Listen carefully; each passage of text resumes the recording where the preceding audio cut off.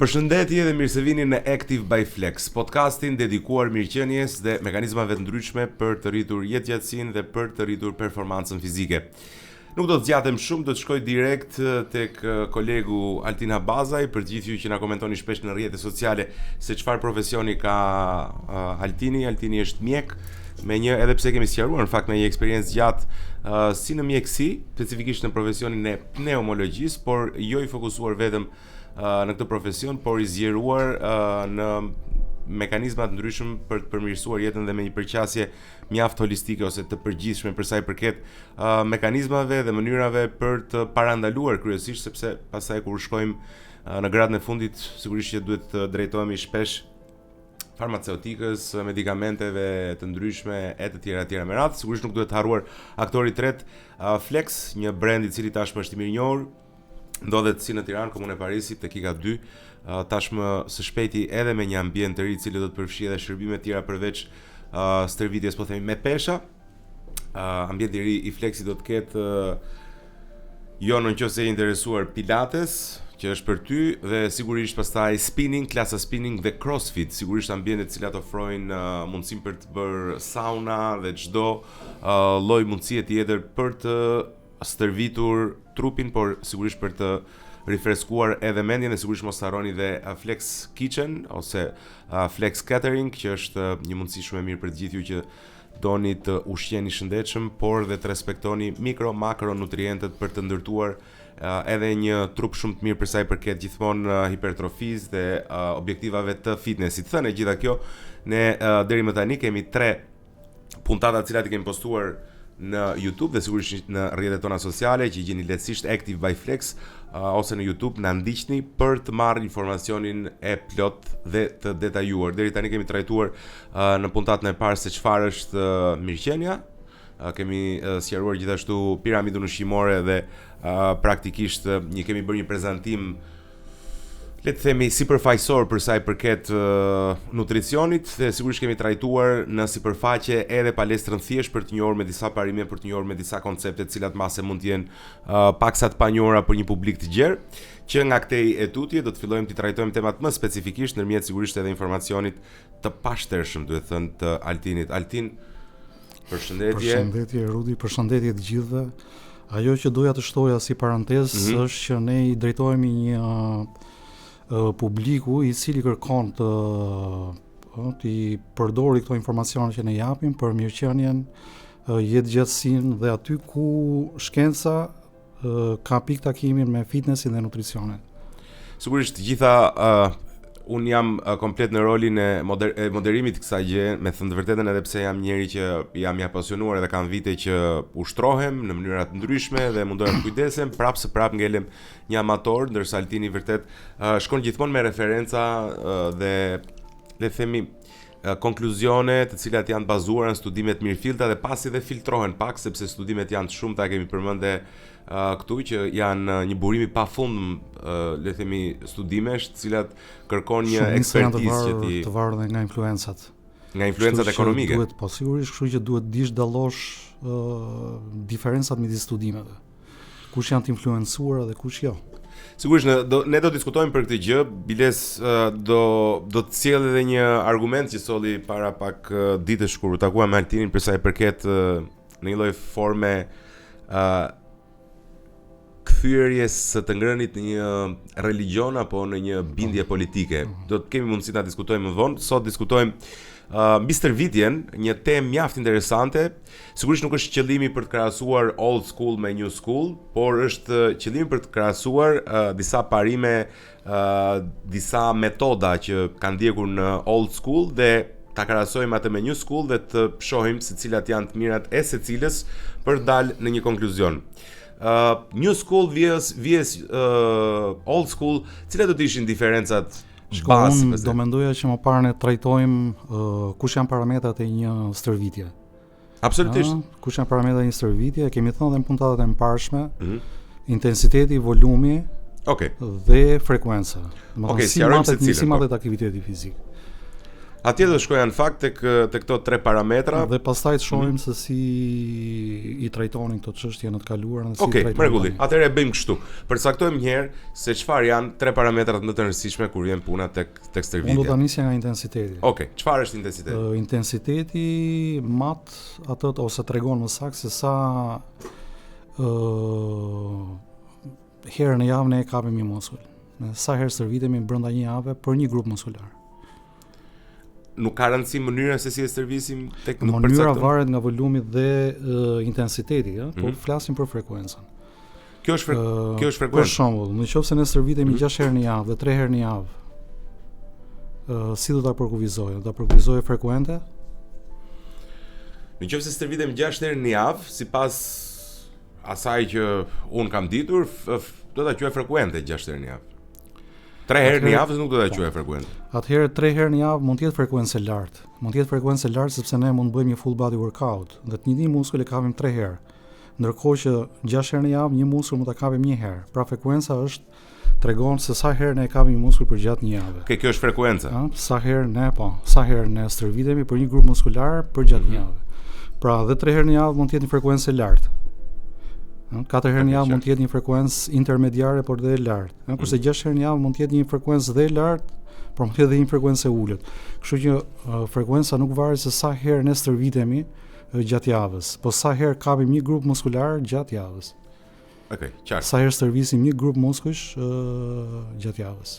Dhe do quaj frekuencë ideale sa herë? Frekuenca ideale varet edhe se si individi, domethënë, nëse individi është fillestar, intermediar apo i avancuar. Një person që ka filluar rishtas të stërvitet, do mendoja që frekuenca ideale do ishte 3 herë në javë, full body workout. Kemi shembujt e personave të cilët janë marrë me fitness në fillesat e kësaj. Si Steve Reeves, Reg Park, të cilët stërviteshin 3 herë në javë dhe vetë Arnold Schwarzenegger është stërvitur 3 herë në javë. Në fillimet. 3 herë në fillimet e tij, 3 herë në javë, full body workout, ka qenë ajo Golden Six i Arnoldit që është po nëse e heton, domethënë e gjen gjithandej si formulë, të themi, por kjo është e bazuar në stërvitjen e Reg Park. Reg Park, Steve Reeves, të cilët duke qenë se ka qenë një periudhë kur suplementet nuk kanë qenë disponible, nuk përdoreshin, ka qenë vetëm mënyrë për të mbajtur lart sintezën e proteinave dhe në mënyrë instinktive këta persona kishin kuptuar që një stërvitje e shpeshtë dhe frekuente ishte ajo e cila e mbante atë pumpin lart, mbante zhvillimin muskular permanent e tjerë. Okej. Por kjo arsye ishte që mos hyjmë në detaje sepse do ta prekim sigurisht regresimin. Unë mendoj që fillimisht duhet 3 herë në javë dhe pastaj mund të kalosh stërvitje 2 herë në javë dhe të mbetesh në këtë fazë për një periudhë gjatë kohore. 2 herë në javë ti quan grup muskulin. Po, 2 herë në javë, domethënë çdo grup muskular të kapet 2 herë në javë, të preket 2 herë në javë në mënyrë që të ruhet kjo lloj frekuence dhe të ruhet një sintezë permanente e fibrave muskulare. Frekuenca është pra shpeshtësia që ti kap një grup muskull. Frekuenca është e para që duhet diskutuar në termat e matjes së. Okej. Intensiteti, se e nisëm me intensiteti. Është çfarë? Intensiteti tregon se sa çfarë peshe jam. Intensiteti në radhë të parë duhet, sepse njerëzit shpesh e lidhin intensitetin me peshën e përdorur. Po intensiteti nuk është pesha e përdorur. Intensiteti ka të bëjë me shtyrjen e muskulit përtej limiteve momentare që ai mund të realizojë. Për shembull, nëse ne jemi duke realizuar një stërvitje me 6 përsëritje, domethënë një set me 6 përsëritje, atëherë intensiteti është që ne të kalojmë përtej mundësisë, përtej ezaurimit total momental.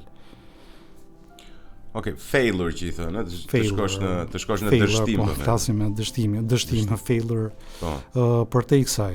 Intensiteti pra është sa afër e çon drejt dështimit ose sa je në gjendje ta çosh drejt dështimit. A ka të bëjë numri përsëritjeve me intensitetin? A është një shiko, përgjithsisht 5 deri në 6 përsëritje na futin në zonën e zhvillimit muskular.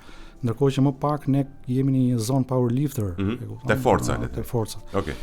Domethënë nga 5 deri në 6 deri në do quaj 5 deri në 6 deri në 12, do ishte një stërvitje për intensitet, stërvitje intensive të themi.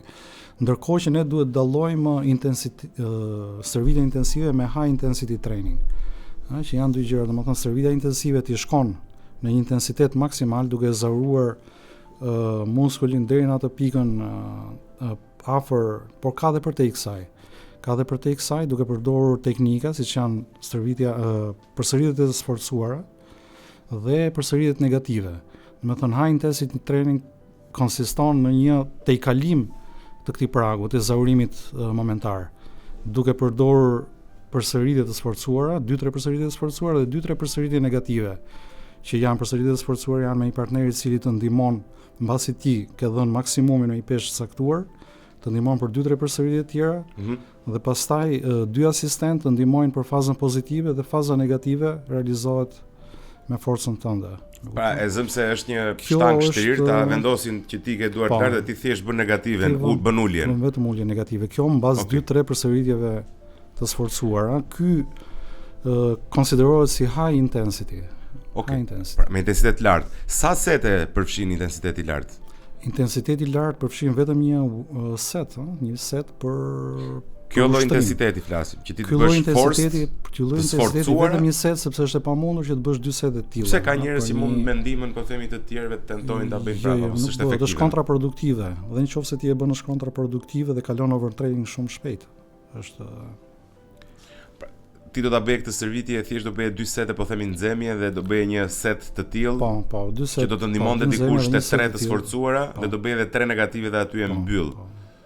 Një ushtrim për gjoksin po them? Po, vetëm një working set, një ushtrim i mirë field. Mbas 2 ushtrime që konsiderohen, po dhe këto ushtrime që konsiderohen si nxehje, nuk është se janë me pesha të lehta, po pesha të lehta, por që ti nuk kalon në pikën e zaurimit total. Po themi 70-80% që ti japësh atë intensitetin që ne kërkojmë. 70-80% poshtë të zaurimit total. Kurse i fundit është working set është i tillë. Okej. Është i tillë që ti arrin në maksimum, do të kapësh maksimumin me 6 përsëritje, të themi, relativisht 6, dhe pastaj 2-3 përsëritje të sforcuara dhe 2-3 përsëritje negative. Përse kjo është e rëndësishme mbase për ata që ndjekin. 6 është ideale 6 apo 6 do ishte ideale, 6. Thon përgjithsisht për hipertrofi, kam dëgjuar shpesh që thonë që 12 punojnë. Po 12 arrihet bashkë me këto përsëritje të tjera. A ti thua 6 vet plus 3 plus 3 plus 3 që bëhet 12. 2-3 plus 2-3, të themi, që shkon 10-12. Po. Interesant, okay. Kjo është intensive. Po atëherë bie të shkojmë tek volumi, i bie që sa ushtrime, volumi është sasia e seteve që ne realizojmë, përsëritjeve. Domethënë volumi ka një formulë, është ngarkesa me, domethënë është në funksion të ngarkesës, në funksion të përsëritjeve brenda një seti, numrit të përsëritjeve dhe në funksion të seteve në total. Qartë. Kështu që kur flasim për stërvitje intensive, i bie që s'është stërvitje voluminoze apo jo? Sigurisht. Pra i bie shmang volumin. Shiko, duke qenë se janë këto 3 parametra, tani ne duhet dallojmë dhe kujt publiku i referojmë, ja? Një publik i cili përdor substanca farmakologjike të cilat hakerojnë sistemin biologjik, a një publiku normal. Prit, se mbase tani ta sqarojmë, anabolik ose steroid i bie, domethënë që hakerojnë apo jo?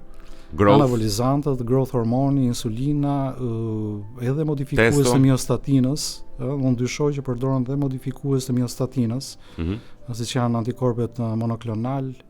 Domethënë gjithë kjo konstelacion substancash farmakologjike të cilat bëjnë një biohakerim të organizmit. Dhe kjo është në një anë, ky është një grup atletësh, dhe në anën tjetër kemi individët që stërviten në mënyrë krejtësisht natyrale. Dhe principet të cilat aplikohen për individët e hakeruar janë krejtësisht të ndryshme nga principet që aplikohen për individët normal. A përshkruajmë pak principet për individët e hakeruar? Më parë volumin, çfarë do quajmë volum në raport në kuptimin e seteve, më tepër se 25 sete, 20-25 sete do quaj volum, absolutisht. 25 sete në javë. Në javë, flasim për grup muskular në javë, 20-25 sete. Prit që ta sqarojmë. Nëse quajmë frekuencë 2, ta prekësh 2 herë në javë një grup muskull, gjoksin ta prekësh 2 herë, ti thua që më shumë se 20 sete në javë. Në kuptimin tim do ishte po më shumë se 20 sete në javë do quhej volum, po. Që do të thotë nëse bëj 3 ushtrime ose 4 Që ushtrime do për thot- gjoksin, po. do bëj nga 3 sete për secilin ushtrim, ushtrim, po pak a shumë kjo është qoftë në një seancë servitore, qoftë kjo seancë servitore e ndar në 2, domethënë nëse bëhet fjalë për gjoksin, bëj fjalë. po Nëse klasike. do tentoj të stërvitej në një ditë të vetme apo në 2 ditë të ndara, dhe këto sete do ndaheshin. Më kupton, nëse ti do Në bësh 2 20 ditë. sete në 2 ditë. Nëse do bësh 20 sete, bëj fjalë, do i ndash në 2 ditë, 10 një ditë, 10 ditë në tjetër. Zakonisht eksperienca ime, të paktën me sa kam hyrë dhe kam dalë brenda palestrave, i orientuar gjithmonë edhe nga ata që janë instruktorët e palestrave kryesisht, është një gjoks shtrir, zakonisht është 3 ose 4 sete, një gjoks kënd, 3 ose 4 sete, do punosh me gira, pastaj varet 1 ose 2 ushtrime, do bësh një hapje me litar, po themi, ose me ato kabujt, po themi.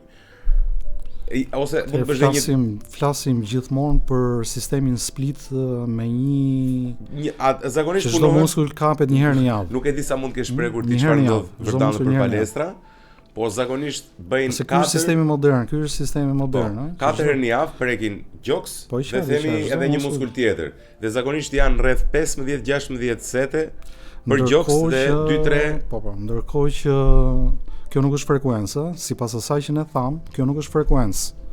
Nuk kjo është frekuenca minimale, një herë në javë të themi është frekuenca minimale. Do thonë ti mund të bësh dhe 6 seanca servitore në javë dhe nuk është frekuencë kjo. Pra nuk ke frekuencë. Nuk e frekuencë. Frekuenca me është 15 sete, nuk e sa frekuencë. herë, nuk e sigurisht. Frekuenca është se sa herë ti e kap gjatë javës një muskull, më kupton? E kuptoj. Do mund të bësh dhe më pak sete, mund ta kapësh më shpesh dhe kjo është frekuencë. Pastaj hyn koncepti i intensitetit që tham, që është ngarkesat që ti i jep një muskuli. Dhe koncepti i volumit, sa sete bën, sa përsëritje bën për seancë servitore. Pra është numri i seteve dhe përsëritjeve. Përsëritjeve, po. Okej. Interesante. Ti vet personalisht ku qëndron tani? Kush është idealja sipas teje?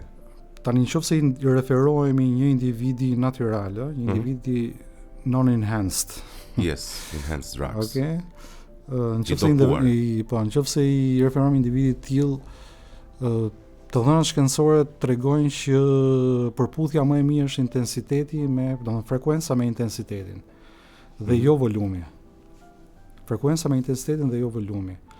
Volumi kapet si një bonus, të themi, është si një lloj bonusi në stërvitjen për intensitet, që ti në përfundim të një stërvitje intensive bën 2-3 sete me volum të lartë, me këto kryesisht me, të themi, me makina.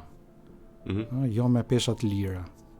Okay. Ose ushtrime izolimi, të themi, jo ushtrime, jo compound, jo ushtrime për Doktor, vetëm një parantezë vogël që mos ikim. A kanë të njëjtën lloj kërkojnë të njëjtën lloj stërvitje për sa i përket volumit këmbët dhe pjesët e tjera?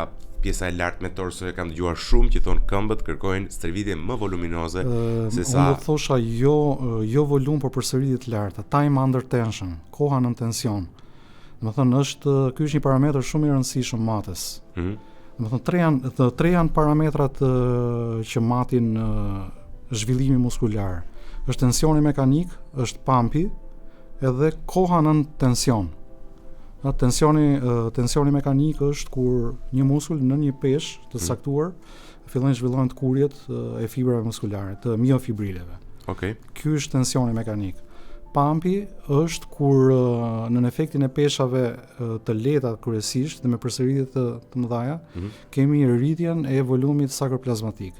Sepse duhet thënë që një fibër muskulare ka 2 ambiente.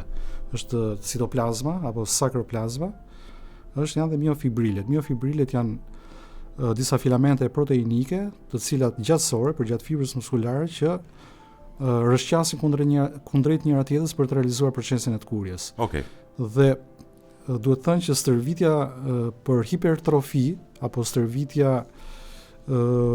intensive, intensiteti zhvillon miofibrilet, kurse stërvitja me volum zhvillon sakroplazmën. Sakroplazma është ambienti nutritiv për miofibrilet, ku kemi grumbullimin e metabolitëve, siç janë ionet e hidrogjenit, laktatet, glikogjeni, fosfatet, kemi dhe zhvillim të organeleve dhe mitokondrieve. Gjithë kjo përbën atë ambientin nutritiv për për miofibrilet. Që praktikisht i bie këto janë muskul i mirëfillt, Këto janë muskul. Kjo është masa e mirëfillt. Ti thua që volumi rrit më shumë ujin, po themi, unë po e quaj ujë likuidin. Dhe jep atë pumpin dhe atë volumin, masën e madhe voluminoze që shohim në këta individ që stërviten me një volum të lartë. Po i ka kapacitetin të bjerë dhe më shpejt kjo. Për shembull, këtu do dyshoja, dyshon, nuk është se bie më shpejt kjo. Dyshoja pak sepse është frekuenca që të ruan. Për shembull, nëse i referohemi old school, në old school ka patur shumë individ që zhvillonin një volum tepër të lartë servitor. Okej. Ndër të cilët Arnold Schwarzenegger 25-30 sete për muskull në javë gjithmonë. Po. Jo në javë. Në seancë. Në seancë servitore dhe kishte 3 seanca servitore që përsëriteshin 2 herë në javë, domethënë frekuencë dhe volum dhe intensitet okazional. Okej. Në çfarë faze të karrierës ti ka bërë këtë lloj që kemi shembullin më ekselent të volumit që është Serge Nubret. Okej. Për cilët ka individ testimonial, individ të cilët kanë qenë në seanca servitore të tij dhe dëshmojnë që ai bënte 40 sete për grup muskular, 40 sete për gjoksin. 40 sete për gjoksin në 45 minuta. Domethënë sepse këtu futet edhe koncepti i pauzës. Domethënë pauza në volum është e shkurtër. Duhet jetë e shkurtër dhe stërvitja është maraton. Fakt praktikisht është një maraton. Një maraton që kalon nga një set në tjetrin me pauza tepër të shkurtra për të realizuar një total për 40 setesh. Dhe ai bënte 40 sete me 80 kg. Kjo është e fiksuar, gjoks. Rezistencë force i bie kjo. Kjo është rezistencë force. Tani mund ta marrësh si të duash. Ta quajmë si duash. Mbas kësaj ai bënte 40 sete tjera për këmbët. Të nesërme. Jo të nesërme, brenda të njëjtës seancë servitore. Dhe kalonte në gati 1 orë e gjysmë deri, llogaritet i saj duhej për të kryer gjithë këtë, me pauza, të themi 30 sekonda deri në 45 sekonda. Nivel aerobik shumë të mirë kjo. Sigurisht. Edhe anaerobik shumë. Sigurisht. Dhe për këtë arsye, se po ndot një njeri normal. Për këtë arsye, sigurisht. Ata që kanë parë këtë lloj stërvitje thonë që është i niveli të tillë që nuk mundet përsëritet, është e pamundur. Po mirë, okay. Dhe se këtu është rikuperimi, si arrinte të rikuperonte? Një individ i tillë ishte karnivor, që do të diskutojmë pak edhe për nutricion. Po, nutricion do të diskutojmë më vonë. Individi i tillë ishte karnivor. Okej, dhe informacion shumë interesant. Dhe këtë nuk e di atë miofibrileve dhe rritjes së plazmës, po themi, rreth tyre. Dhe po të shohësh edhe individët që stërviten kryesisht me intensitet lartë dhe high intensity, kanë një konstitucion trupor pak të ndryshëm nga ata që stërviten me volum për pump. Më kupton? Po të shohësh edhe në aspektin viziv, densiteti muskular është i ndryshëm tek ata që stërviten për pump me volum. Si do ta përshkruaj? Tipit janë më të prerë, janë më të definuar këta të intensitetit. Duken më dens, më full, më dens, kurse këta kanë një elegancë tjetër, kanë një lloj tjetër elegancë. Interesante. Që është e ndryshme dhe të dyja këto nocione kanë lindur në vitet 60-70, si shkolla e intensitetit lartë, high intensity, nuk flasim për intensitet. Domethënë duhet dalluar intensiteti nga intensiteti i lartë. Intensiteti i lartë është një grad më lart. Po sigurisht e thotë fjalë. Intensiteti normal është të çosh një set deri në pikën e ezaurimit total me forcat e tua. Prit se preket disa koncepte. Na preket disa koncepte që mos i humbasim. The time under tension. Atëherë time under tension. Sa duhet të jetë? 40 deri në 70 sekonda. Për set apo për jo 70 sekonda për sigurisht për set, për një set. Nëse ti futesh dhe kryen një ushtrim, duhet të jesh midis 30 dhe 70 sekondash në tension. Domethënë duke llogaritur fazën e ngritjes, fazën e uljes dhe fazën në cilën ti mban peshën. Po, pak a shumë aqesh një set. Por që se përmendëm këmbët shkojnë në kufirin maksimal. Te 70 sekonda. Këmbët për këtë arsye këmbët duan përsëritje më të larta. Okej, pritani që po themi 15-20 përsëritje, për këmbë. Atëherë këmbët duan më shumë përsëritje. Nuk përbën detyrimisht volum, sepse ti mund të bësh vetëm një working set me 15 deri 20 përsëritje. Po. Dhe ky nuk përbën volum. Më kupton? Nuk përbën volum. Numri i përsëritjeve brenda një seti, nuk quhet volum? Nuk përbën volum sepse duhet shumë sete të tjera pas këtij, është dhe numri total i seteve. Po unë mund të bëj një set me 100 përsëritje. Po prapë nuk përbën volum. Në një set të vetëm nuk përbën volum. Sepse i afrohet më tepër konceptit të intensitetit sesa konceptit të volumit. Okej. Se unë kam problemin mbase etimologjik. Unë mendoj se kur them volum, them llogarit totalin e përsëritjeve. Okej, në këtë aspekt mund ta quajmë të tillë, voluminoze. Mund ta quajmë të tillë. Ti nuk do ishe dakord për shembull. Kush është ai që bën 100 përsëritje në një set? Mbase njëri që e bën pa pesh fare. Tom Placi, është Tom Placi i cili i ka realizuar një gjë të tillë. Që quhej The King of Legs, domethënë ideja është që në të kaluar ne i kemi parë të gjithë llojet e individëve dhe këmbët më të mira që kanë ekzistuar ndonjëherë kanë ekzistuar në vitet 60-70. Që është pikërisht ky që them unë, është Tom Placi i cili e bënte 100 përsëritje me 100 kg. Unë kam bërë e pa imagjinueshme 100 përsëritje me 100 kg, po e kam bërë 10 herë 10 për shembull. Domethënë kam bërë 10 sete nga 10 kg herë 100 kg. Një të vetme. Okej, është e frikshme domethënë. Është si puna e Serge Nubret, ëh.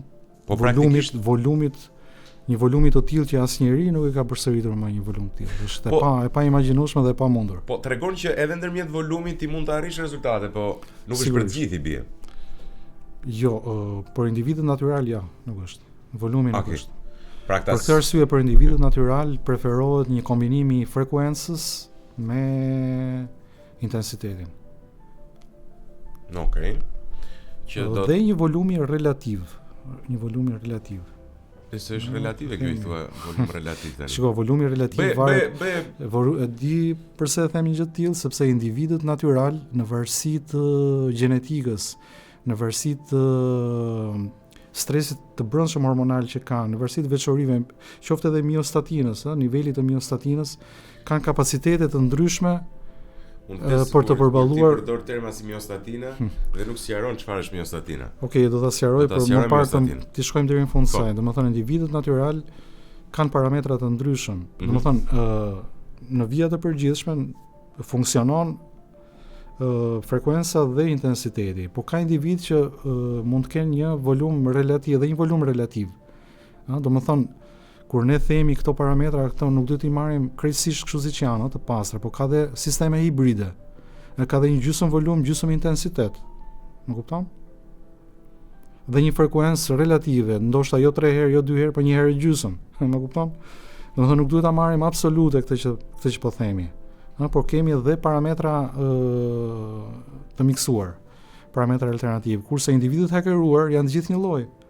Më thënë, 2 individ që marrin një sasi steroidësh, një sasi hormoni rritje, etj, mund të aplikosh të njëjtin sistem me të njëjtin rezultat. Më kupton? Ndërsa në 2 individ normal nuk mund të aplikosh një njëjtin sistem me të njëjtin rezultat.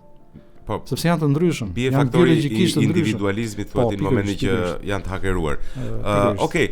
Tani unë e kuptoj që ka dhe çdo njeri që ka 2 parë mend e kupton që ka diversitet. Kështu që është eksperimenti në këtë fazë futet në lloj eksperimenti. Po, sigurisht e thjeshtë është ajo. Dhe individët normal do kuptojnë se ku qëndrojnë. Qëndrojnë tek një intensitet absolut, të themi, apo intensitet relativisht më i ulët me një volum relativisht më të lartë.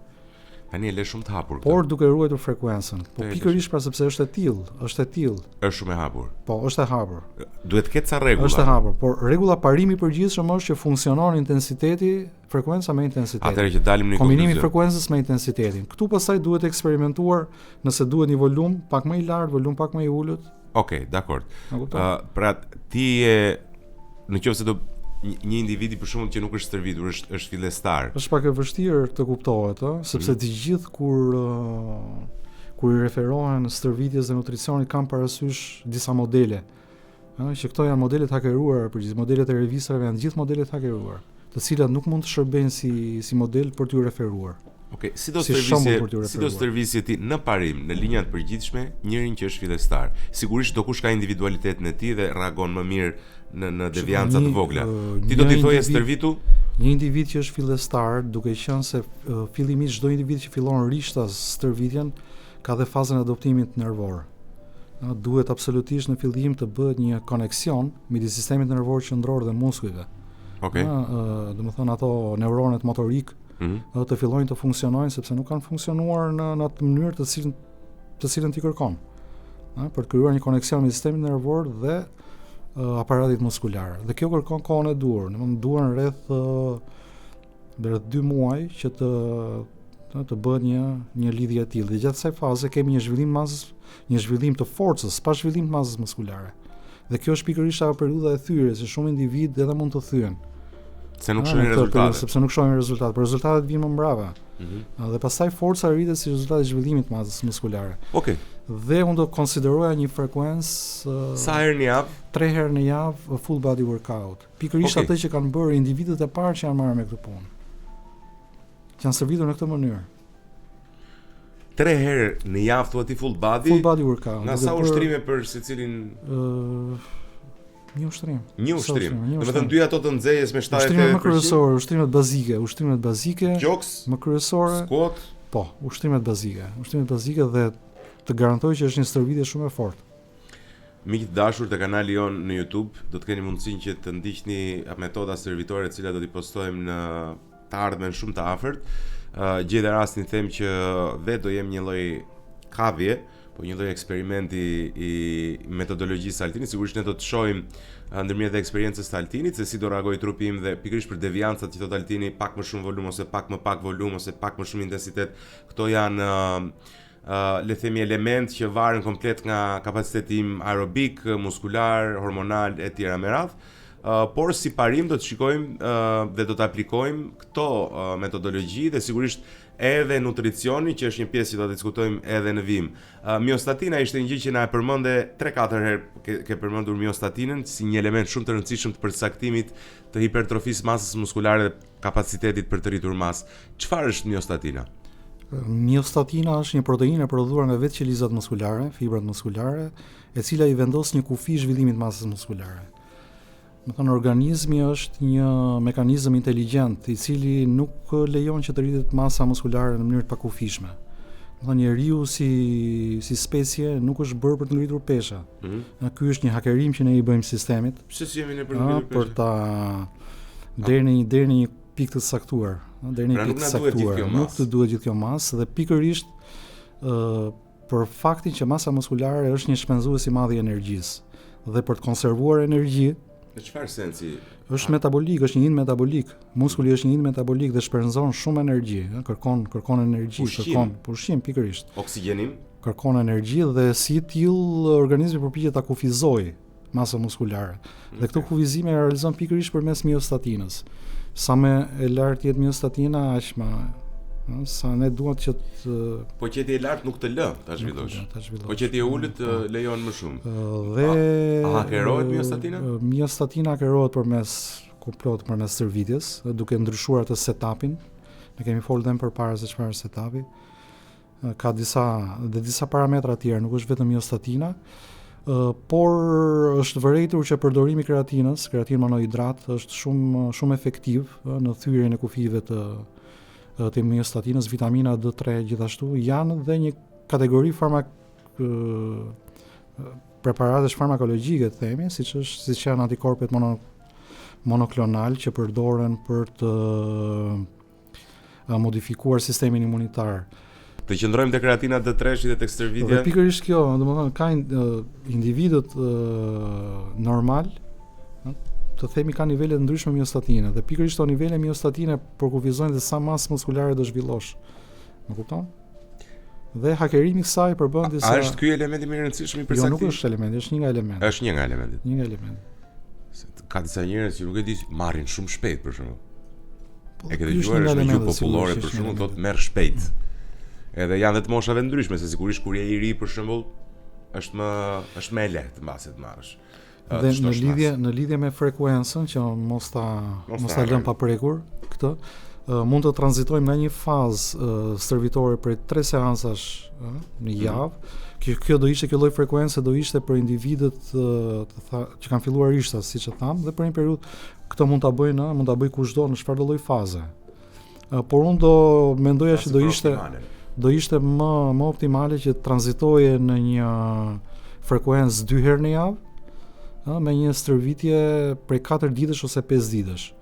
Për mua do ishte një stërvitje shumë interesante, një stërvitje e ndarë në 3 ditë dhe 2 ditë, push pull, nuk do isha shumë për upper body, lower body, sepse lower body jep shumë jo prioritet, nuk do thosha prioritet, por stërvit këmbët në një ditë të vetme, të cilën do ta përsëritësh prapë dhe bëhen 2 ditë, dhe gjithë pjesën tjetër të trupit në 2 ditë vetme, që është një volum i ulët, për shumë muskuj ty mund të pëlqejnë ti kapësh, e kupton, do ishte volum shumë i pakët. Okej. E kupton, jo për shkak të do të shikoni te kanali YouTube-it në praktik këto, që mos ngatrohemi. E kuptoj, pra ti thua nga 3 herë full body ti ndash në push pull dhe të bësh 5 ditë stërvitore në javë, që 3 ditë të themi me një ndarje tjetër dhe 2 ditë push pull. Okej. E kupton? Këto mund të specifikojmë pak më vonë në mënyrë dhe duke dhënë dhe konceptet e intensitetit dhe të volumit, në një cikël, këto mund të konsiderojmë si cirkuite, në një cirkuit i jep intensitet më tepër, në tjetrin i jep pump më tepër. Okej. Volum të themi. Dhe bën një gërshetim, sepse ideja është që kush është më e mira, stërvitja për hipertrofi apo stërvitja për volum. Domethënë të prekim stërvitja për hipertrofi që prek miofibrilet, që prek këto lloj fibre, miofibrilet, apo stërvitja për volum që prek më e mira është miksimi të dyave. Në mënyrë absolute është miksimi të dyave, nuk mundet të fokusohemi vetëm në një mënyrë duke neglizhuar mënyrën tjetër, por kombinimi të dyja mënyrave jep një zhvillim më total të. Atëherë, ku do thoya që është problemi kryesisht tek New School-i? Nëse do gjej një problematik tek mënyra New School, zakonisht eksperienca ime me sa po shoh, edhe në për palestra dhe instruktorë si punojnë, zakonisht punojnë një grup muskull të madh me një grup muskull më të vogël. Dhe absolutisht ka raste që edhe ndërmjet kësaj stërvitje mund të bjerë ta kapin edhe 2 herë në javë, po zakonisht kombinimet janë gjoks, triceps ose biceps, shpinë, biceps ose triceps, këmb, pulp, ndonjëherë kap edhe këmb, sup. Dhe mesatarja punon 4-5 herë në javë. Mund të bjerë që një grup muskull ta kapi 2 herë, por punon njëri me qëllim që ta kapi 2 herë. Po pra, problem shoh frekuencën, që duhet një frekuencë më e lartë. Domethënë frekuenca është e ulët për shkak të pikërisht kësaj ndarje. Plus që ka dhe një problem tjetër. Frekuenca dhe është dhe volumi. Gjithmonë nëse bëhet fjalë për individ që përdorin substanca apo jo. Kjo bën diferencë. Po flas për njerëz të jashtëzakonshëm. Atëherë, për njerëz të zakonshëm, më të zakonshëm dhe mundshëm. Funksionon frekuenca dhe intensiteti harohet, domethënë është e përcaktuar shkencërisht. Domethënë ti thua këtë gjë. Mos puno 4 herë në javë, që të punosh 20 sete, 16 sete kur të vesh në atë seancë 1 orë 10 minuta, 1 orë çerek. Atëherë pikërisht. Bëje 5 herë në javë. Mund të them. Dhe mundohet ta kapësh 2 herë gjoksin në seancë gjysore. Pothuajse absolutisht e vërtet që 10 deri në 12 sete për grup muskular janë më se të mjaftueshme për një ditë. Në total për një grup muskular i cili do ndahet në 2 ditë, tham. Atëherë do bëhet fjalë për 6 sete. Në ditë. Për 6 sete në ditë për një grup muskular, në seancë. Nëse ti do ndash një seancë. Po kjo është gjysore, as gjysore. Gjysmore, pikërisht këtu. Po prit mos ky është konkluzioni, ja, këtu po rrotullohemi për të dalë këtu. Për të dalë këtu. Domethënë ti thua më mirë bë 5-6 ditë në javë gjysorsha, pikërisht. Që ti kapësh intensivisht dhe me frekuencë dur, që do thotë do ta prekësh 2 herë në javë. Dhe kjo është e pakonkurrueshme thuhet. Kjo është e pakonkurrueshme, sigurisht.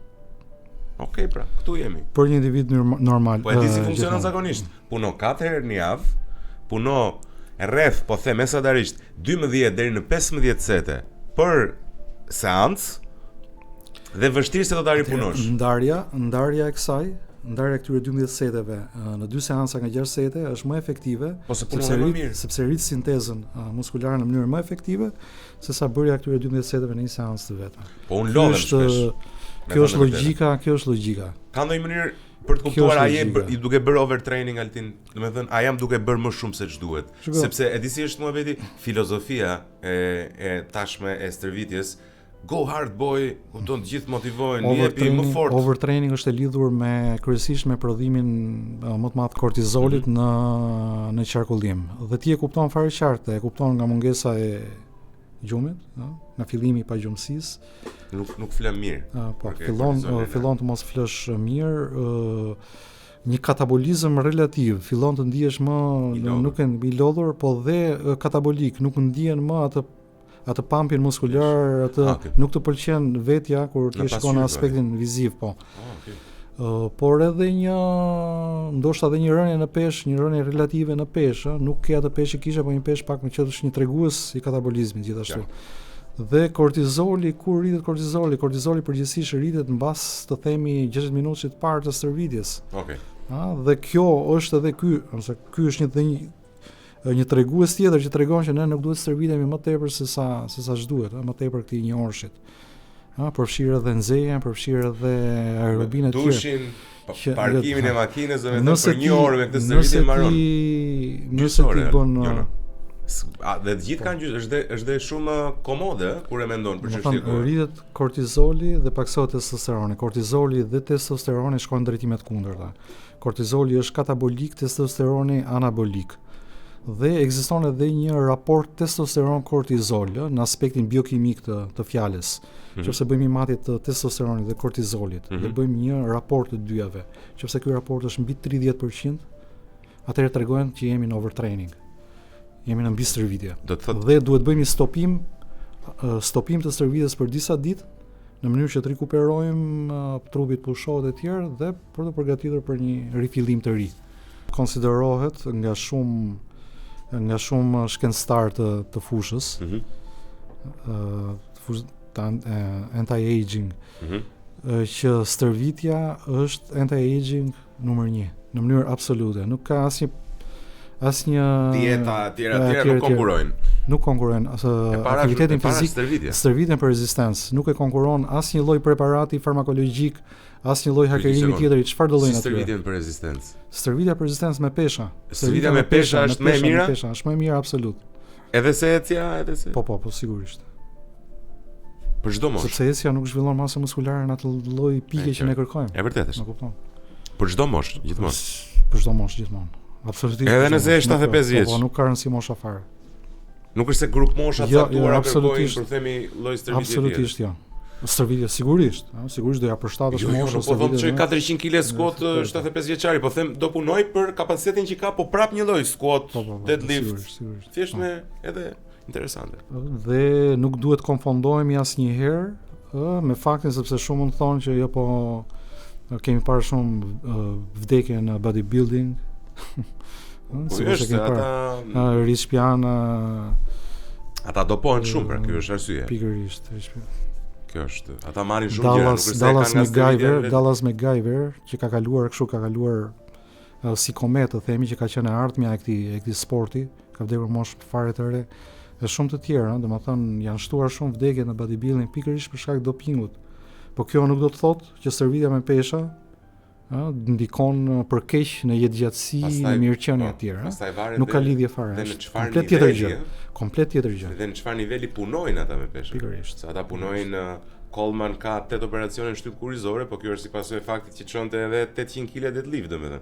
Egzagjeroj kur them 800 kg, po them ka qenë rekordmen te bodybuilderat për sa i përket ngritjes së peshave. Okej, prekëm pjesën e parë të emisionit për sa i përket gjithmonë metodologjisë stërvitore dhe krahasimit midis new school old school. Sigurisht konkluzioni mbase do ishte një stërvitje me frekuencë të lartë dhe intensitet kundrejt stërvitjes me volum të lartë, aq më tepër. Marr parasysh faktin që kjo është një stërvitje që është propozuar dhe ka ndikuar në metodologjinë stërvitore moderne, po themi, si pasojë e faktit që është propozuar nga njerëz cilët janë të dopuar ose janë enhanced. Një faktor tjetër për sa i përket gjithmonë rezultateve të performancës dhe hipertrofisë është dieta. Që mos keq kuptohemi, edhe në të kaluarën përdori doping, por ka qenë një nivel më shumë të ulët sa nivelin e sotëm. Sepse ka ndikuar edhe mënyra të ushqyerit, po dhe dijet farmakologjike të asaj kohe nuk kanë qenë atë lloj niveli që të dhe ata i kanë shpëtuar këtyre se ndoshta edhe në atë kohë nëse do disponoheshin këtë lloj, do përdoreshin, por fakti që kanë qenë të orientuar drejt asaj, na bëjnë të mendojmë për këtë lloj diferencash që kemi. Qartë, unë nuk mendoj se ata ishin në sensin e burra më të mirë, dhe pse kjo nuk është e mirë apo e keqe, po në sensin dhe metodat duhet thënë kjo që metodat stërvitore nuk është se është bërë një ndryshim i madh tani, ato i kanë qenë të krijuara që në atë kohë. Qoftë stërvitja me intensitet lart, qoftë stërvitja me volum. Ka patur grupe që stërviteshin me intensitet lart, siç ka qenë Mike Menzer, themeluesi i high intensity training. Dhe ai biles ka kaluar nivele ekstreme, ka thënë se një seancë stërvitore një herë në 7 ditë deri në 10 ditë, një seancë për një grup muskular. Pikërisht për shpallje që training. Por ky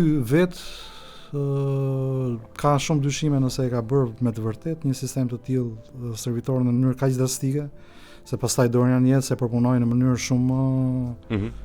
shumë ndryshe, të cilën e kemi parë shpesh. Ka aplikuar në mënyrë shumë ndryshe dhe ne e kemi parë seanca stërvitore. Kurse Mike Menzeri nuk ka asnjë filmim të seancave stërvitore të bëra prej tij. E vërtet kërkova shumë që të gjeja. Dyshohet nëse ka qenë komerciale më tepër e gjithë kjo e këtij apo me shumë mundësi. Por fakti që high intensity training funksionon, nuk ka asnjë dyshim, unë e kam provuar vetë dhe ka qenë një nga periudhat që kam patur performancën më të mirë në forcë. Një rritje ekstreme e peshave, edhe peshës trupore, po dhe peshave. Okej, një faktor tjetër i rëndësishëm sigurisht është nutricioni, është dieta. E para njerë të bëjmë një krahasim, ne e përmendëm edhe në fillim të emisionit, njerëzit janë shumë të orientuar për sa i përket mënyrës se si ushqejnë, si pasojë e bindjeve që kanë, e parimeve që kanë në jetë, dhe më pëlqeu shumë një koment që Altini më dha para disa ditësh, duket sikur progresistët janë më të orientuar tek produktet bimore, duket sikur konservatorët, Altini, janë më të orientuar tek produktet shtazore dhe tek mënyrat e ushqyerit sipas mënyrës së vjetër. Apo globalistët, si do t'i përkufizojmë më tepër si pak rëndësi do kishte ne kuptojmë se cili është grupi. Progresistët ose globalistët janë më të orientuar tek global warming, tek ngrohja e planetit, tek ruajtja e planetit, tek ruajtja e kafshëve. Konservatorët pastaj janë më mishëngrënës, po themi, dhe më klasik tek mënyra se si ushqen. Nëse këtë do ta lidhnim me ushqimin për të rritur performancën dhe edhe masën muskulare, cilat diet nga dyja të rri më shumë, sepse jetojmë në një epokë që duhet ta them pa diskutim këtë gjë, që jo vetëm për sa i përket trupave që konkurrojnë, janë sportistë elitar, bodybuilder edhe brenda Shqipërisë, por edhe tek njerëz që duan të rinj, që duan të arrijnë masë muskulare, të orientuar përgjithsisht nga metodologjia e të stërviturit dhe të ngrënit, pikërisht të bodybuilding modern, i kanë parë të ushqejnë me 4, 5, 6 vakte në ditë. Kanë parë të rinë me tapera me vete dhe të kenë fileton e pulës dhe orizin, brokolin. Niveli i madh karbohidratesh, duhet theksuar. Çfarë mendimi ke për këtë? Shikon, ne kemi theksuar dhe në fillim, thamë që jemi përqasja jonë është drejt mirëqenies së gjatësisë, drejt mënyrave dhe metodave që jo vetëm shmangin sëmundjet, por dhe reversojnë ato që ti mund të kesh, domethënë. Dhe në takimet e mëparshme ne kemi folur për idetë që kemi në lidhje me ushqyerjen, nutricionin dhe kush do ishte ajo më efektivja. Po t'i referohemi asaj çfarë folëm më parë për mënyra servitore, edhe mënyrat e të ushqyerit kanë ndryshime, të viteve 60-70, të themi, dhe deri në vitet 90, deri në vendosjen e piramidës ushqimore, dhe më pas kanë ndryshuar në mënyrë drastike. Në një farë mënyrë dhe mënyrat të ushqyerit të personave që merren me fitness është e lidhur me mënyrën e ushqyerit të popullsisë në mënyrë të përgjithshme. Në të kaluarën,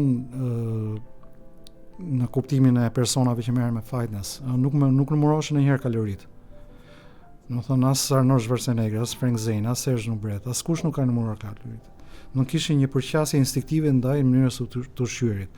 Pikërisht sepse ushqimi është i bazuar tek proteinat dhe yndyrnat, dhe jo tek karbohidratet.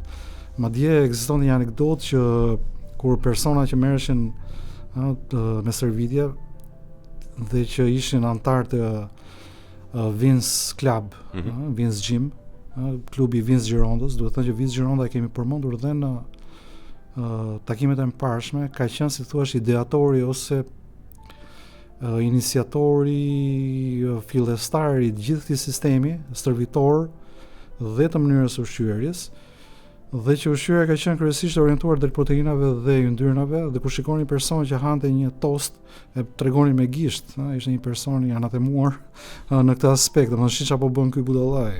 Kjo ishte ideja. Dhe ka qenë metodologjia nutritive stick and egg, biftek dhe vezë. Dhe Vince Gironda propagandonte këtë lloj mënyre të ushqyerit dhe thoshte mund të hani sa done, nuk ka rëndësi, hani sa done.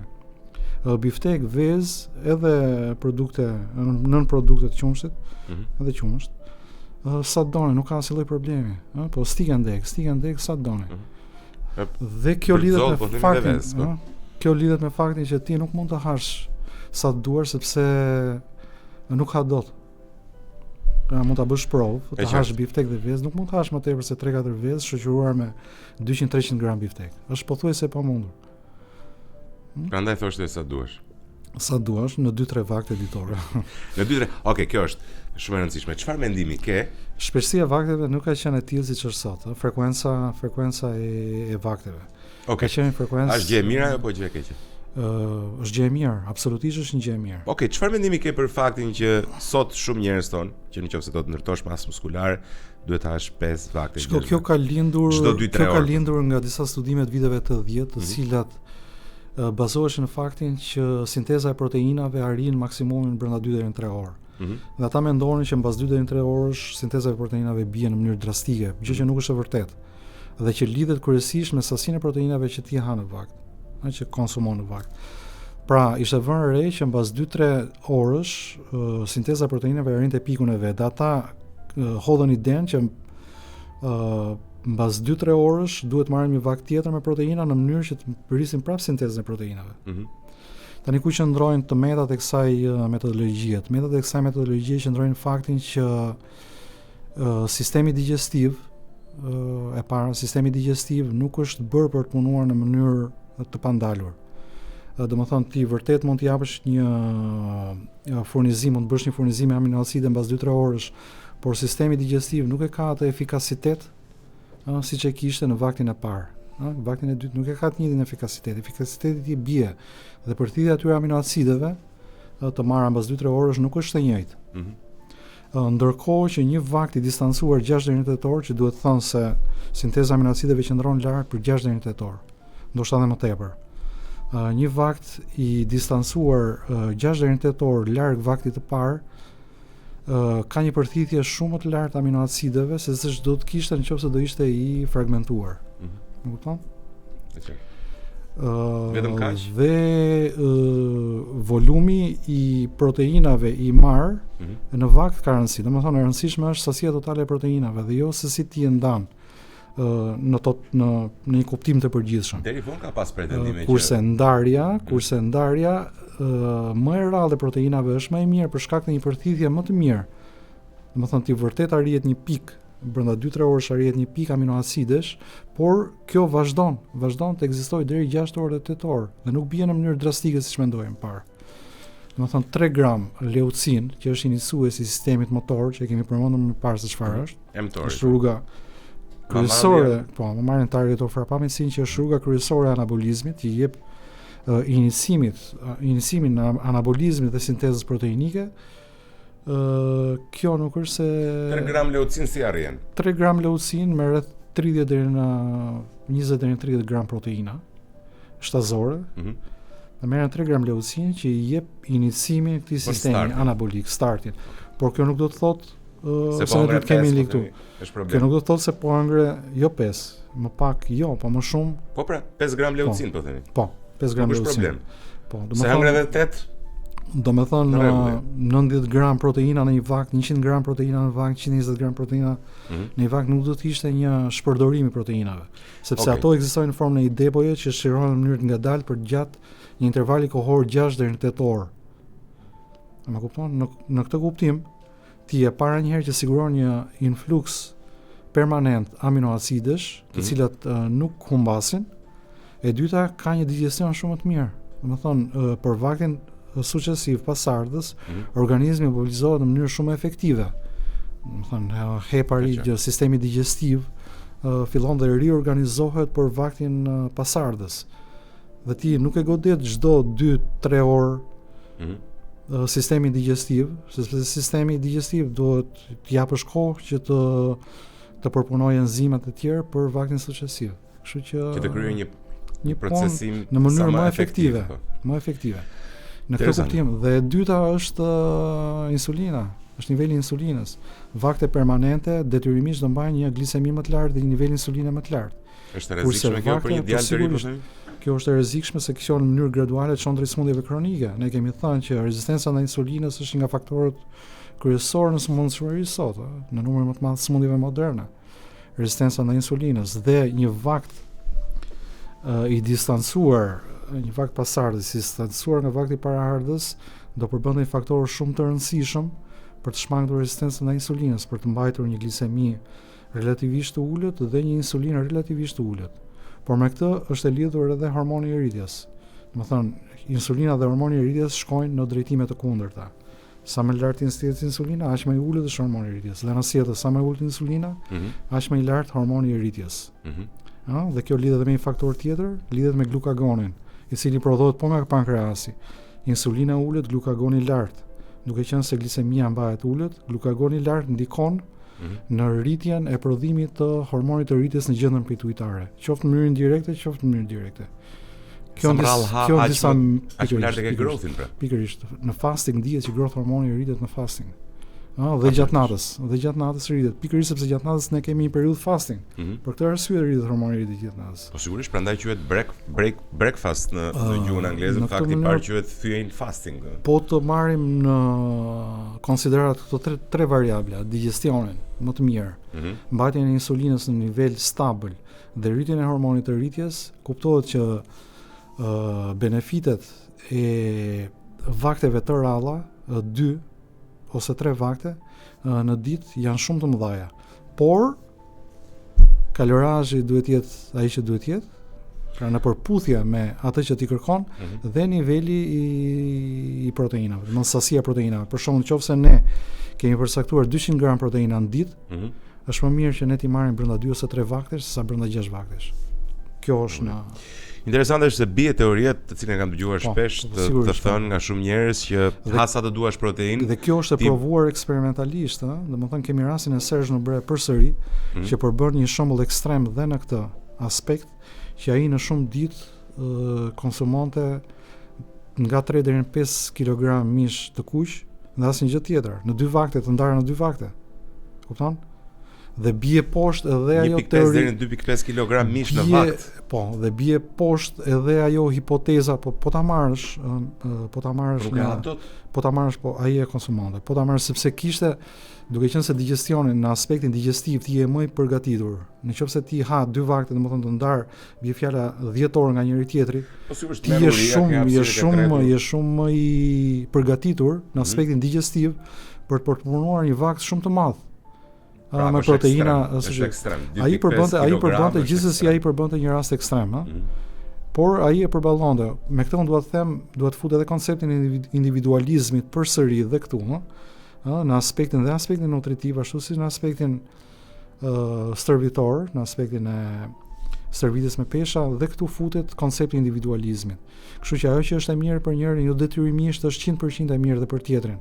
Për shembull, unë nuk do ishta për një dietë ekstreme karnivore në këtë aspekt, dietë vetëm me mish, pa futur edhe një sasi relative perimesh. Çfarë perimesh do sugjeroje? Po këto brokoli, lulelakër, asparag, karçof, këto që kanë këto të lirat. Po që kanë një nivel të ulët karbohidratesh, gjethet jeshile. Të zjera, e kemi thënë. Domate në sasi të vogla, po domate në sasi të vogël. Panxhari është shumë i mirë për arsye s'ka glukozë. Se ka po në sasi të vogla, po është shumë e përpunueshme, ka indeks glikemik të ulët, nuk ka, por ka oksid nitrik. Oksid nitrik i cili jep një vasodilatacion dhe rrit shumë performancën. Në sasira fare të vogla bëhet fjala, jo në sasira të mëdha. Në këtë kuptim këto parime nutricionale, duke patur parasysh rezistencën ndaj insulinës, duke patur parasysh një përgatitje më të mirë digjestive dhe duke patur parasysh njëkohësisht edhe ndikimin e hormonin e rritjes, përfitimet nga një metodë e tillë ushqimore përfitimi është shumë i madh. Ndërkohë që duhet patur parasysh që dhe vaktet e shpeshta kanë ardhur si rezultat i futjes së hormonit të rritjes në fitness. Përdorimit të hormonit të rritjes në fitness, i cili bën që të thyhet ky koncepti i vakteve të rralla për të mbajtur lart hormonin e rritjes, sepse ti nëse e merr të gatshëm hormonin e rritjes, çfarë problemi ka që të hash më shpesh? S'ke nevojë fare për këto periudhat e fasting. Dhe pastaj duke futur vaktet e shpeshta, duke futur sasinë e lartë karbohidrateve, është futur edhe përdorimi i insulinës për të përpunuar këtë sasi karbohidratesh, sepse organizmi, pankreasi nuk është i bërë për të përpunuar një sasi kaq madhe karbohidratesh. Një stoi karbohidrative për 600-700 gram karbohidratesh në ditë, siç kemi parë në atletët e nivelit lartë. Si Jay Cutler për shembull, që konsumon një sasi për 600 gram karbohidratesh. Okej, e qartë. Ti thua, nëse të bëjë një ndarje shumë të thjeshtë, sa përqind do të vendosje mish, sa përqind nën produkte të shtazore, po themi vezë, gjalpë e tjera me radhë, dhe sa përqind do të vendosje perime, po themi, bim. Në përqindje, a do lejoj edhe fruta? A do sugjerojmë se lejoj duhet sikur? Nuk do sugjeroja fruta, por nuk do sugjeroj. Shumë pak. Shumë pak ose as pak, por kjo ngelet në shije preferenciale. Sa përqind mish do? Mishi duhet zër pjesën më të madhe. Pjesën më të madhe kryesisht mishi kuq, sepse shiko ka dhe një diferencë të madhe midis mishit, midis kafshëve monogastrike dhe multigastrike. Multigastrike në kuptimin që e kanë atë ripërtypse që e kanë atë stomakun me dhoma, me disa dhoma siç është lopa për shembull, lopa, delia. Po. Këto lloj kafshësh mundet ushqehen dhe me ushqime relativisht të këqija, të themi, dhe për shkak të fermentimit të ushqimit që kalon në mënyrë riciklohet, ne mundet të toleronim edhe kafshë të ushqyera në mënyrë organike, më kupton? Dhe këto të ushqyera në mënyrë komerciale, në një farë mënyrë nuk janë aq të këqija, të themi, sa mund të ishte një pul e ushqyer keq. Ose një derë i ushqyer keq, më kupton? Për këtë arsye, pula duhet jetë në mënyrë absolute organike. Po nuk që e organike, më mirë mos e prek me dorë fare. Më kupton? Dhe nëse do qëndrojmë te përqindja që ti thua, mendoj që mishi duhet zër pjesën më të madhe të 70%, 75%. Pjesën më të madhe të volumit ushqimor ditor. Pjesa tjetër vezë, bulmet të tipit ke, po kosi tipit Greek yogurt, Greek yogurt ose salsa e kosit, mund ta themi salsa kosi, dhe cottage cheese ose gjiza. Po kur e themi kështu shif na duket çik si gjiza salsa e kosit do ishin dy gjiza për shkak se gjiza ka kazeinë dhe kazeina çlirohet në mënyrë të ngadaltë në organizëm. Aminoacidet e çliruara janë shërben si një depo aminoacidesh që sidomos në darkë, gjiza ka avantazh sidomos në darkë për të ruetur gjatë natës në një fazë anabolizmi. Këtu do të pyesja. Shumë shkurt. Cilat janë proteinat e mira të mëngjesit, cilat janë proteinat e darkës? Çfarë sugjeron më mirë? Pra ajo si është përthithja e proteinës? Absorbimi. Bioavailabiliteti, absorbimi. Po. Më i mirë në mëngjes krahasimisht me darkë. Qartë, po çfarë do sugjeroje protein të përthithshme shpejt në mëngjes apo shpejt në mëngjes, sepse në mëngjes ne vim nga një fazë agjerimi gjatë, një fazë katabolizmi relativ dhe kërkohet një furnizim me proteina të shpejta. Veza është një ushqim, një proteinë ideale e mëngjesit, Greek yogurt, kosi do ishte një Po se e quajmë Greek of the... Ora, koso, trash. Po, kos i mirë. Greek yogurt nuk është asnjë gjë tjetër veçse kosi jonë, nuk ka kosi i bardh. Jo, Greek yogurt është kos që është kulluar. Domethënë Salsa e kosit, ë? Jo. Greek yogurt është siç e bëjmë ne kosin, uzua i kosi, që ta dini të gjithë se e kanë provuar vetë e kanë dalë. Po shigjë laktoza çik më tepër, është drenuar laktoza më tepër dhe ka shtry dhe hedh në një nap, e lë të kulloj dhe ai bëhet më i trashëg. Po dhe argumenti jonë është që ka më tepër proteina dhe më pak sheqer, ose sa kosi normal. Dhe nuk ky është avantazhi ne për të dendur, është më i dendur. Dhe këto fermentet laktike që ai përmban, këto laktobacilet, Okej, këto janë përfitimet që ne kemi. Por sasia, duhet një sasi e madhe proteinash. Sa proteina kemi përmend? Duhet pat parasysh gjithmonë që ushqimi i mëngjesit duhet të jetë një ushqim proteinik dhe yndyror dhe as pak karbohidrativ. Okej. Vez, avokado, mish nëse doni, gjiza, po dhe mish. Dhe mish mund të hani, në prosciutto mirë, për shembull. Po, sigurisht një prosciutto. Jo prosciutto sallam kështu, po prosciutto këmba. Prosciutto e cila nuk përmban këto aditivët ngjyrues, aromatizues. Ka disa prosciutta crudo, të cilat janë vetëm mish dhe kripë dhe ujë. Po. Nëse gjen një formulë të tillë do ishte ideale. Ka plot të tilla, në fakt nuk është lehtë, varet pastaj mishi. Zakonisht ato janë deri, çfarë është e vërtetë. Po janë deri, por të prosciutto deri mirë. deri mirë. Kjo për shkak për arsye të shpejtësisë, sepse nuk e ka. Do duhet që në një thjerz mund ta ha megjithëse është proteinë. Mëngjes ja, absolutisht. Jo, në mëngjes, po tani ta heqim fare. S'ka vlerë.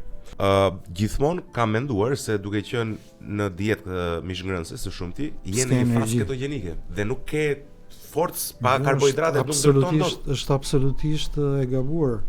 Është absolutisht e gabuar, sepse proteinat përmes procesit të glukoneogenezës është një cikël që zhvillohet në herë për herë, që quhet cikli i Krebsit, transformohen në glukozë.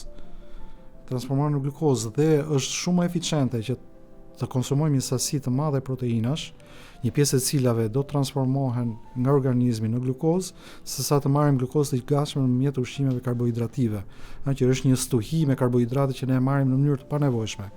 Ndërkohë që organizmi në mënyrë shumë efektive kthen aq karbohidrate, aq proteina sa duhen në karbohidrate për të shfrytzuar për energji. Dhe nëse ne bëjmë një persona të cilët konsumojnë sasi të madhe proteinash, nëse ne I bëjmë atë testin e ketoneve në urinë, do shohim që ata nuk kanë ketone. Sa është 30? Pse nuk kanë ketone? Nuk kanë ketone sepse kanë një persistencë glukozë në organizëm për shkak të nivelit të lartë proteinave. Për shembull, përsëri I referohemi Serge Nubret. Serge Nubret në shumicën e rasteve konsumonte vetëm mish, jo sepse nuk gjërat e tjera janë të gabuara, por ai nuk e pëlqente. Ishte tipi individi I tillë që funksiononte fare mirë vetëm me mish. Pyetja që I bënin nxënësit, ata që kishte ai aty që serviste, ishte atë pëlqen, domethënë ka një gjë të keqe tash vetë, absolutisht jo, thoshte. Domethënë, po pse nuk ka, nuk më pëlqen. Ka një gjë mish, peshku si është shumë I mirë, mund ta hash, nuk ka asnjë lloj problemi. Por unë nuk e pëlqej. Për perimet. Unë mendoj thoshte që perimet janë të bëra për të ngrënë lepujt, nuk janë të ngrëna për të ngrënë njeriu. Nuk kishte disa koncepte. Mirë, okay. Dhe ka funksionuar në mënyrë unë nuk është se jam për këtë lloj, është çik ekstrem. Jo çik. Duhet sepse shiko, dhe perimet kanë përgatisin sistemi digestiv nëpërmjet shtimit të enzimave, shtesë që ato I japin sistemi digestiv për të përpunuar ushqimet proteinike në nivel të lartë. Po kjo do të thotë që nëse dhe bëjnë pak më variabël, japin pak më tepër ngjyra dietës, e bëjnë më të pranueshme. Po brenda kufive të saktuar, brenda kufive të low carbit, gjithmonë.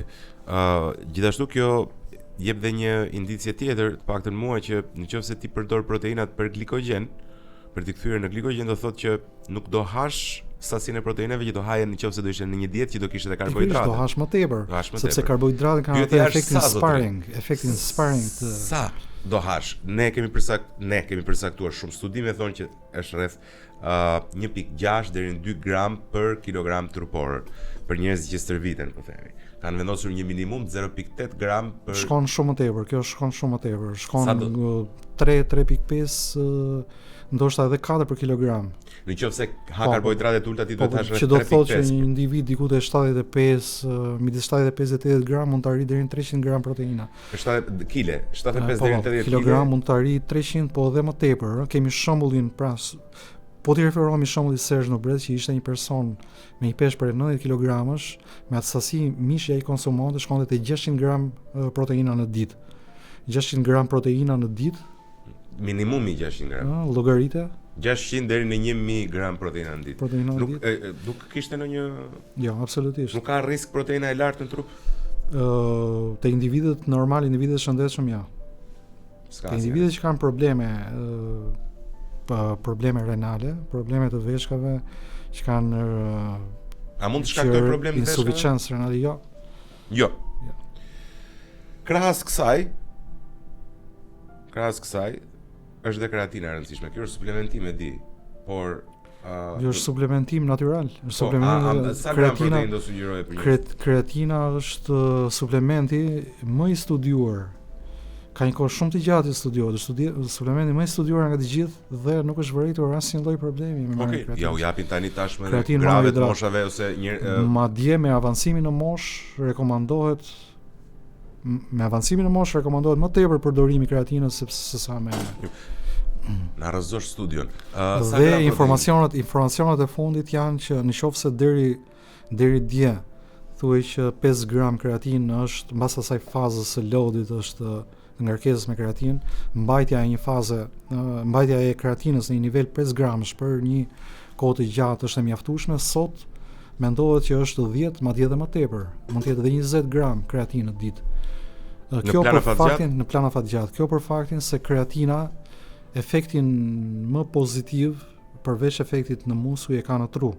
Më thënë, siguron një adenozin trifosfat të domosdoshëm për trurin dhe është pikërisht ai 10 gram që është kufiri i kalimit të barierës hematoencefalike. Për të kaluar në tru duhet ta kapërcej këtë prag. A nuk është e lidhur Këtë nivel. drejt për drejt me peshën trupore të individit apo themi duke kap një mesatare të peshës trupore të Relativisht, individit? Po, e po, qartë. kapet një Dikush mundoj 12, dikush 9, po që një aproksimative. interesante shumë. Mbi 10 gram. Mbi nga studimet e sotme thonë që duhen mbi 10 gram kreatin për të arritur një boost